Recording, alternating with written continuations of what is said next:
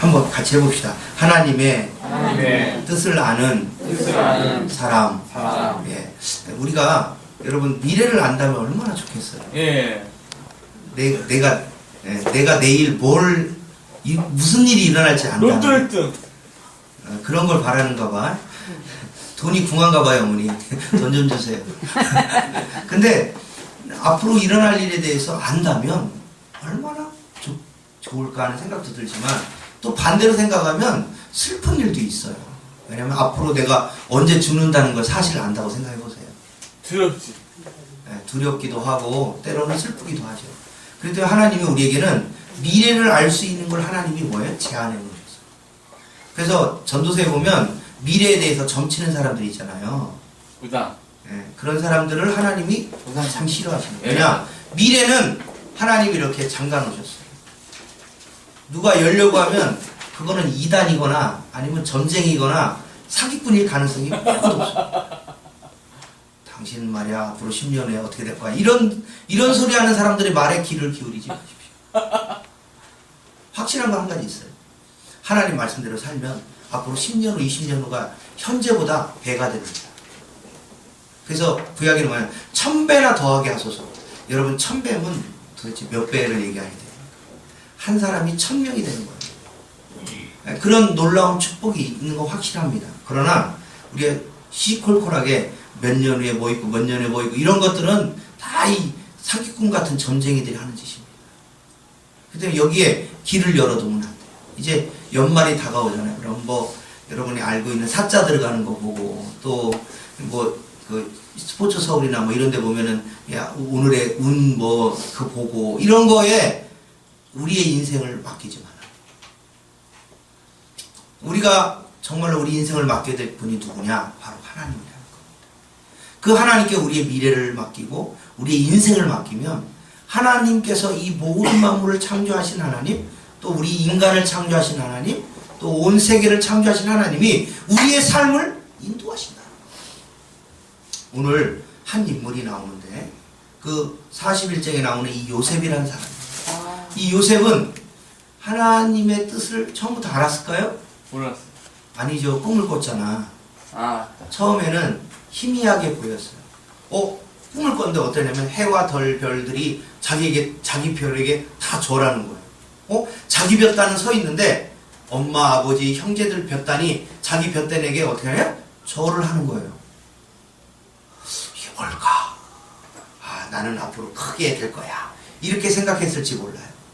근데 그걸 아빠, 엄마한테 얘기하고 형들한테 얘기하니까 형들이 어떻게 해? 이 쬐끄만 게 이제 막 17살, 15살, 16살 됐을 그때예요. 그러니까 형들이 머리 지어갖고 괴롭히는 거예요. 그리고 또 뭡니까? 부모님이 그 얘기를 듣고서 야, 너 앞으로 그 얘기 하지 마. 그리고서는 부모님은 마음에 다 가만뒀어요. 담아뒀어요. 하나님이 이 요셉을 통해서 무언가를 하려고 하시는구나를 알게 된 거죠. 주위 사람. 근데 요셉은 분명하지 않았어요. 그런데 이 요셉이 어느 날 형들에게 해가지고 형들이 뭐 잘못하면 아버지한테 아버지 형이요 저거 양 한 마리 이렇게 몰래 먹었어요. 삶아 먹었어요. 볶아 먹었어요. 이렇게 막 신고하니까 이 형들이 뭐 좋아하겠어요? 싫어하는 거예요. 다 싫어. 그러니까 한 날은 이 누구를 어떻게 하냐면 이 요셉을 죽이려고 그랬어요. 근데 어떻게 합니까? 애굽으로 팔려갔죠. 애굽으로 팔려가서 거기서 종 노예 생활을 하다가 참 거기서 누명을 또 썼어요. 그래서 어떻게 감옥에 갇혔다. 근데 감옥에 갇혔는데 지난주에 제가 이제 떡 맡은 관원장과 술 맡은 관원장이 있었는데 이 사람들이 하룻밤에 꿈을 꾼 거예요. 근데 떡 맡은 관원장은 자기가 머리 위에 떡을 딱 이고 가는데 새들이 와서 이 떡을 다 먹은 거고 술 맡은 관원장은 그렇지 않은 거예요.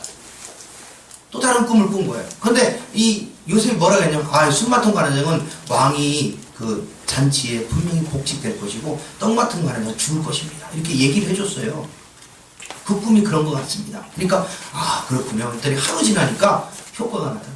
떡 맡은 관원장은 차우수당하고 술 맡은 관원장은 복직됐어요. 그러면서 이 술 맡은 관원장에게 꿈을 해석할 때 뭐라냐면 당신이 복직되면 나 지금 억울한 일 좀 도와달라고. 나 좀 여기서 감옥에 나갈 수 있게 도와달라고. 그렇게 얘기했단 말이에요. 그런데 몇 년 동안 가만히 있었냐면 2년 동안 이 수마통 관원장이 자기에게 도움 준 이 요셉을 잊어요. 오늘 1절 보니까 한번 읽어봅시다. 1절 시작. 인형에 바로가 꿈을 꾼즉 자기가 나일 강가에 서 있는데 이렇게 있습니다. 2년 후에 어떤 일이 벌어졌냐면 바로가 꿈을 꾼 거예요. 근데 꿈이 좀 이상해. 흉한 파리가 7 암소 나일강에 튼튼한 살찐 암소를 아름다운 암소가 있는데 그런 꿈을 꾼 거예요. 파리 암소가 이 살찐 송아지를 잡아먹는 꿈을 꿨어. 그리고 또 마른 이삭이 나오는데 그 이삭이 충실한 이삭을 잡아먹는 꿈을 탁 꾼 거예요. 이상하다. 이 꿈이 반복되니까 이상한 거예요.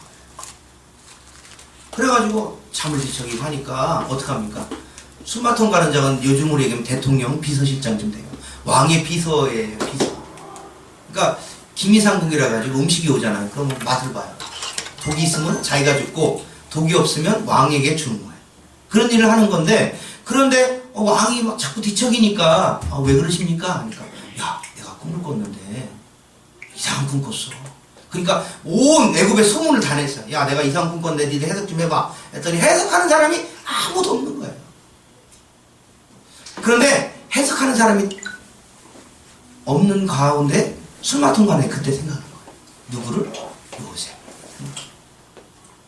요셉이 생각나가지고 왕이 그래? 요셉이 그렇게 꿈을 잘해? 그럼 당장 데려와. 그래가지고 감옥에 있던 요셉이 왕의 명령으로 말미암아 수염도 막 감옥에 있으니까 얼마나 꾀재재해요. 그러니까 목욕 싹 하고 옷 싹 입고 해가지고 왕 앞에 딱 나와가지고 꿈을 딱 해석해줘요. 그러면서 뭐라고 하냐면 이 꿈은 하나님이 바로 왕에게 도와주신 겁니다. 대답하신 겁니다. 그래서 이 꿈으로 말미암아 앞으로의 일을 대비하십시오 하면서 이야기하는 거예요. 근데 꿈을 해석해 줬어요. 아니 분명히 풍년이 7년 있고 그 다음에 흉년이 7년 있는데 이 풍년이 7년 동안 있었지만 이 흉년 때문에 이 풍년을 다 잊어먹게 됩니다. 다 까먹게 됩니다. 이걸 잘 대비하십시오. 이렇게 이제 꿈의 해석을 해줘요. 하나님은 우리에게 때로는 꿈으로 때로는 말씀으로 우리의 앞으로의 일들을 보여주실 때가 있단 말이에요. 앞으로 깨닫게 해주실 때가 있단 말이에요. 그럴 때 여러분이 어떻게 해야 되느냐 하는 거예요. 어떤 사람은 꿈을 꾸기도 하고 어떤 사람은 말씀을 통해서 내가 앞으로의 미래나 앞으로의 일들을 다짐하고 소원하게 두는 거죠. 소원하게 하는 거예요. 소원을 두고 일을 할 때가 있다는 거죠. 그럴 때 하나님이 그 소원 가운데서 하나님이 역사하시는 때가 있다는 거죠. 근데 구약 같은 경우는 꿈으로 하나님의 자신의 일들을 알려주시고 하는 풀이하고 알려주는 사람을 뭐라고 하냐면 선지자라고. 앞으로 미래를 보는 사람이라고. 하나님의 선지자, 하나님의 말씀을 담은 사람들이 하나님 말씀을 통해서 여러분의 미래와 장래의 일들에 향하여서 선포하고 말씀을 외쳐주는 거예요. 그럴 때 여러분이 어떻게 해야 되느냐는 거예요. 그건 뭐냐? 잘 받는 거예요. 말씀을 잘 듣는 거예요. 그러면 그 말씀이 나에게 복이 되게 하는 거예요. 그리고 그 말씀을 들을 때 하나님이 그렇구나. 내가 하나님 뜻대로 살아야지 결심하고 의지하는 걸 얘기합니다. 그래서 하나님의 뜻을 알게 되고 하나님의 뜻을 알게 되는 사람은 어떻게 됩니까? 그 뜻대로 살아가게 되면 하나님께서 그 길에 형통과 그 길에 하나님의 놀라운 역사와 하나님의 놀라운 기적들이 나타나게 되는 거예요. 하나님은 요셉이 그 2년 동안 술 맡은 관원장이 기억하지 못했어요. 그 이유가 뭔지 아세요? 그건 간단해요. 이 애굽에 관직에 나갈 수 있는 나이 제한이 몇 세? 30세예요. 30세 이하는 관직에 나갈 수 없어요. 그래서 30세 이상만 된 사람은 관직을 얻을 수 있다. 그러니까 요셉이 아직 30이 안 된 거예요. 그러니까 2년 동안 하나님은 너 더 있어. 더 굴리는 거예요. 감옥에. 그러다가 2년이 지난 후에 하나님이 요셉의 나이가 30이 됐을 때 딱 됐을 때 그를 딱 붙여가지고 어떻게 하냐면 관직에 나아가고 바로의 총리가 되게 하고 정말 형제들이 자기한테 와서 절하는 놀라운 일들이 일어나게 돼요. 하나님은 타이밍입니다. 우리 인생 가운데 하나님이 시간이 있어요. 그 시간을 우리가 모르기 때문에 우왕좌왕하는 거예요. 여러분, 하나님의 시간을 알기를 주님의 이름으로 축원합니다. 그러려면 어떻게 됩니까? 하나님의 말씀에 집중해야 돼요. 여러분, 하나님의 말씀을 읽나요? 하나님 뜻이 무엇인지 분별하려면 하나님 뜻을 알고 기도하는 일에 열중해야 돼요. 그래야 우리의 삶 가운데 앞으로의 일들에 대하여 하나님 앞에 대응하고 대처할 수 있습니다. 여러분, 기도하면 지혜가 생겨요. 여러분, 말씀을 읽게 되면 우리의 지혜가 발동하게 됩니다. 여러분이 공부를 잘하는 비결이 단순합니다. 우리 뇌가 활발하게 움직이면 돼요. 근데 우리의 뇌가 활발하게 움직이는데 필요한 게 뭔지 아세요? 입으로 말하는 거예요. 여러분이 하나님의 말씀을 눈으로 읽지 마시길 바랍니다. 여러분, 우리가 지금 계속해서 우리가 낭독하잖아요. 같이 읽잖아요. 왜냐? 우리의 뇌를 자극해서 하나님의 말씀이 우리 삶 가운데 역사하기 위해서 읽는 거예요. 소리내어서. 여러분이 눈으로만 읽지 마시고 입으로 소리내어서 읽으시길 바라요. 성경을 읽을 때. 그러면 우리의 뇌가 활성화됩니다. 이건 과학적인 거예요. 또 활성화될 뿐만 아니라 우리에게 하나님이 지혜를 줘. 이 말씀을 읽을 때 깨닫는 거예요. 아, 하나님이 이렇구나. 하나님이 좋아하는 건 이거구나. 하나님 기뻐하는 건 이거구나. 그래서 우리가 그것을 향해서 쫓아가게 되는 거예요. 그럴 때 요셉이 2년 후에 뭐가 됐습니까? 꿈을 해석하고 난 뒤에 바로가 그래, 내 반지 줄게. 너가 이 나라를 통치.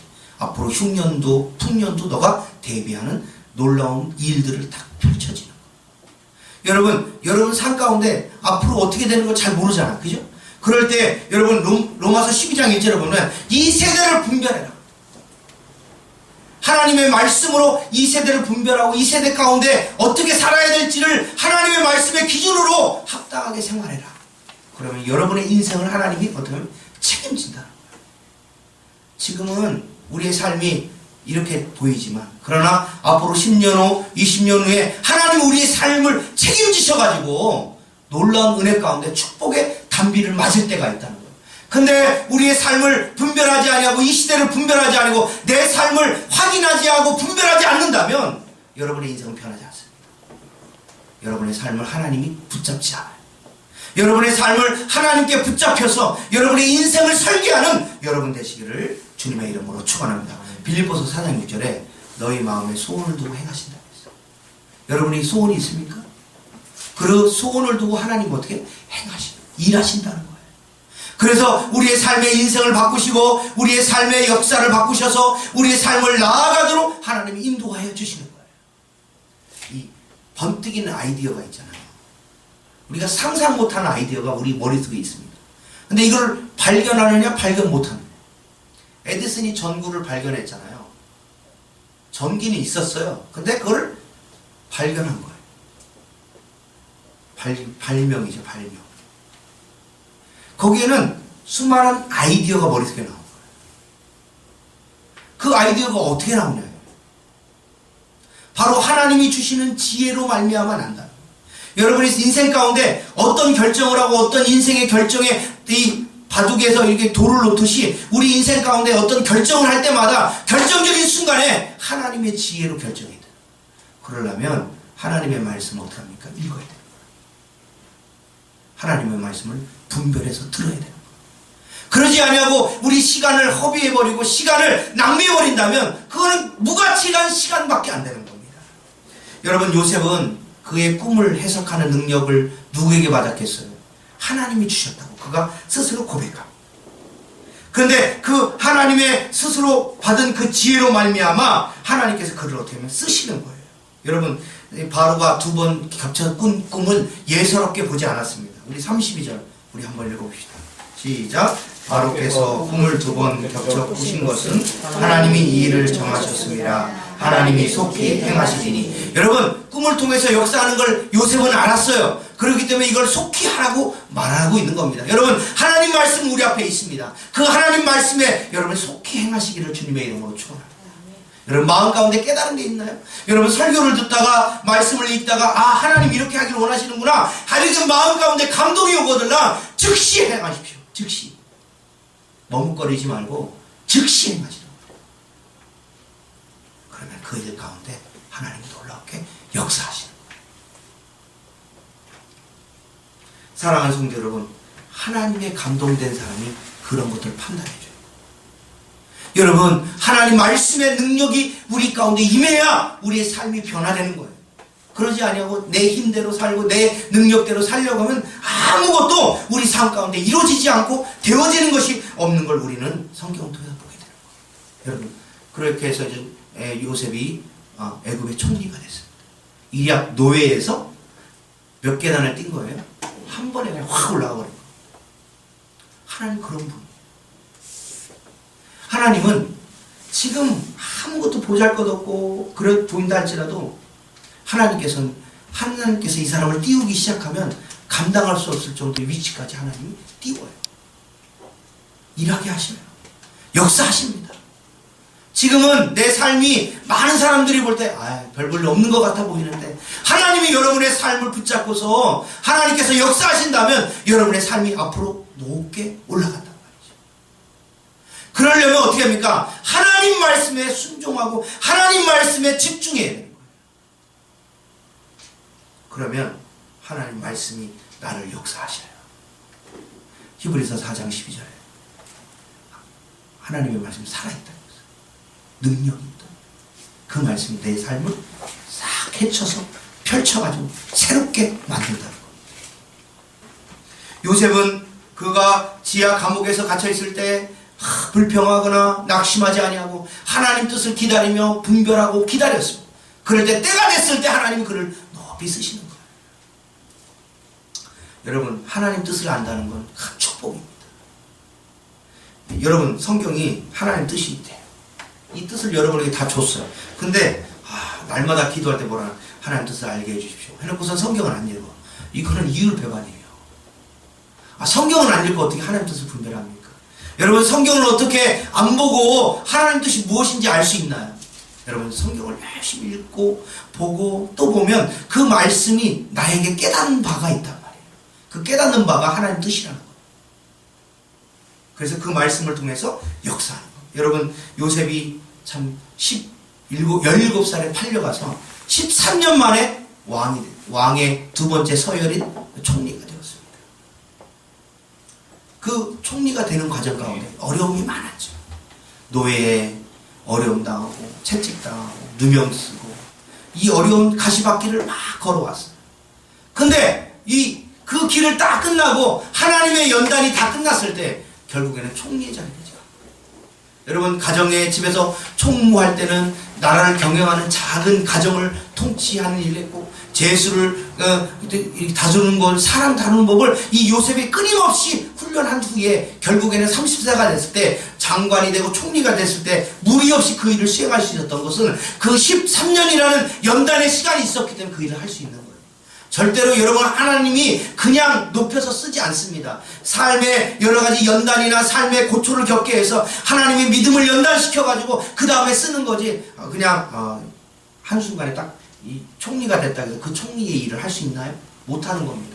그러나 요셉은 지하 감옥에서 보디발의 장군의 집에서 훈련과 연단을 통해서 그가 총리가 됐을 때도 많은 사람들이 좋아했어요. 많은 사람들이 그 일을 따랐어요. 왜 그랬겠어요? 그의 세월 가운데 연단과 훈련을 통해서 그가 다져진 겁니다. 그 일을 할 수 있는 역량을 키운 거예요. 여러분, 절대로 하나님은 그냥 여러분을 세우지 않습니다. 여러분의 연단을 합니다. 하나님이 갈아요. 하나님이 눌러요. 그리고 난 다음에 시간이 지나면 하나님이 쓰시는 거예요. 절대로 하나님이 고난과 연단을 통하지 아니하고는 그 사람을 쓰지 않는다는 사실을 여러분 기억하시기를 주님의 이름으로 축원합니다. 그렇기 때문에 내가 당하는 고난이나 연단이나 괴로움이나 슬픔이나 근심을 연단으로 생각하고 이걸 잘 이겨내셔야 돼요. 그래야 큰 힘을 되는 거예요. 여러분, 우리나라도 마찬가지인데 어려움 당하지 아니하고 큰 힘을 된 사람 봤어요? 있죠. 삼성가에서 커가지고 부회장 되고 이렇게 가게를 이어받는 사람들, 그런 사람들은 큰 어려움 당하죠? 휘청합니다. 근데 밑바닥부터 고생해가지고 한 단계 올라가가지고 올라갔던 사람들은 달라요. 여러분, 옛날에 KT 있잖아요. 통신 사장님 있는데 그분은 손이 하나 없어요. 그런데 KT의 저의 정상인 사장의 자리까지 올랐어요. 말단부터 시작해가지고 쭉 이리 올라갔거든요. 그게 한 20-30년 걸렸어요. 그런데 정상에 섰어요. 근데 그분이 하는 얘기가 뭐예요? 내가 어려움과 괴로움과 고난과 슬픔을 잘 이겨낼 힘이 있는 사람은 정상의 자리에 가도 오래 버틴다. 오래 있을 수 있다. 근데 연단이나 슬픔이나 이런 걸 견뎌보지 못한 사람은 정상의 자리에서 한순간에 무너진다.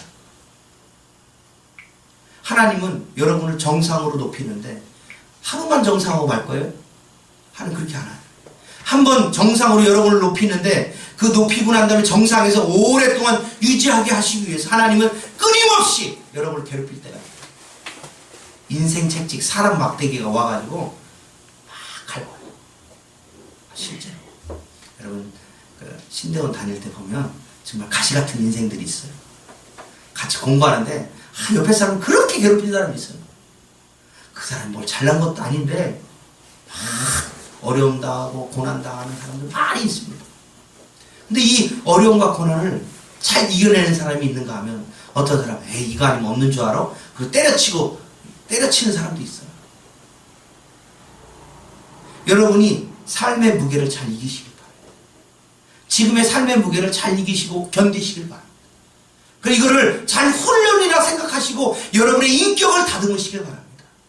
다른 사람이 나에게 대하여 험담하거나 나에 대하여 자꾸 짓누르고 나 때문에 어려움 당한다고 하고 나에 인해서 여러 가지 슬픔과 고난이 내 앞에 펼쳐진다 할지라도 이거를 잘 이겨내시라.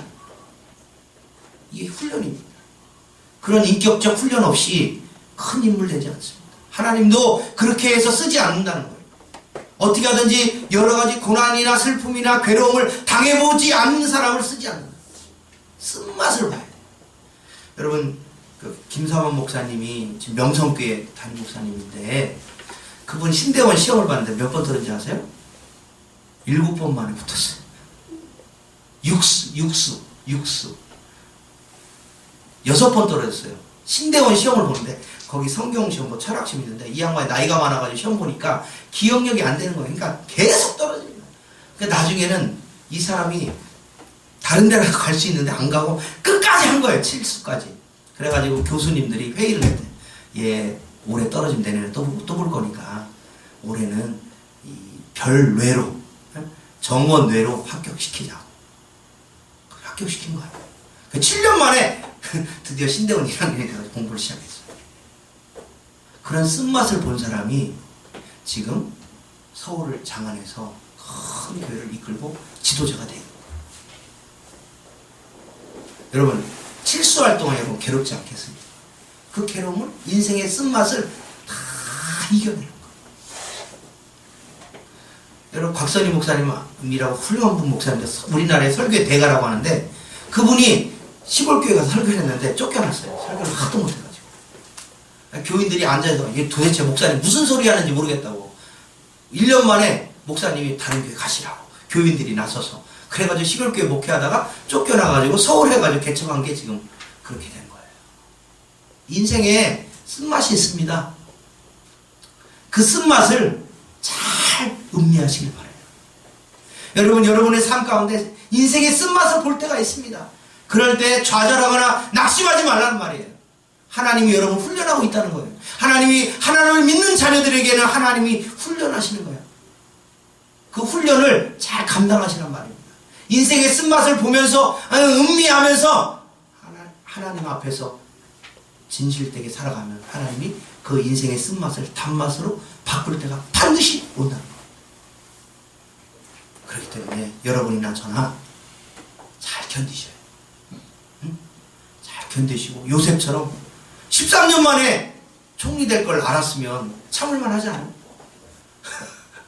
안 그래요?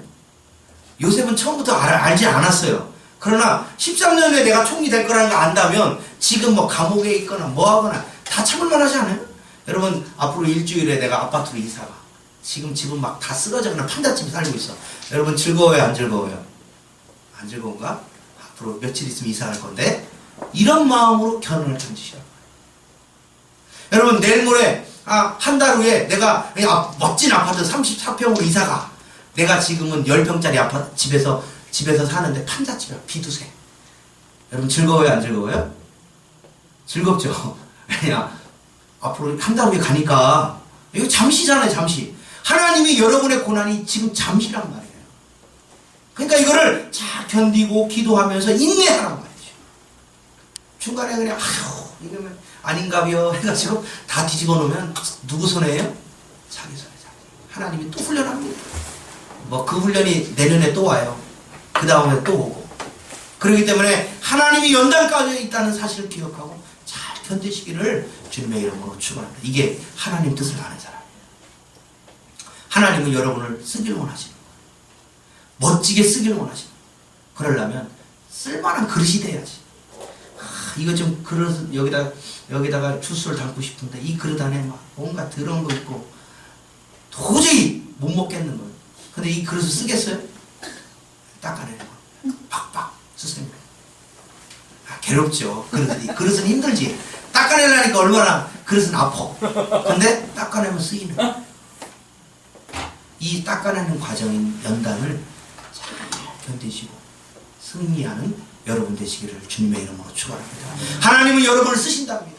여러분을 하나님이 쓰시려면 여러분을 연단하는 거예요. 그러면 이 연단의 과정을 잘 견뎌서 금같이 나오는 여러분 되시기를 주님의 이름으로 축원합니다.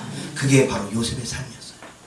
요셉이 13년 동안 감옥에서 노예에서 그 다음에 누명 쓰고 온갖 고난과 슬픔을 다 당하고 그리고 난 후에 하나님이 13년 만에 햇빛을 쫙 보게 하시는 겁니다. 여러분이 햇볼 날이 멀지 않았습니다. 기대하고 살아가는 여러분 되시기를 주님의 이름으로 축원합니다. 기도하겠습니다. 사랑의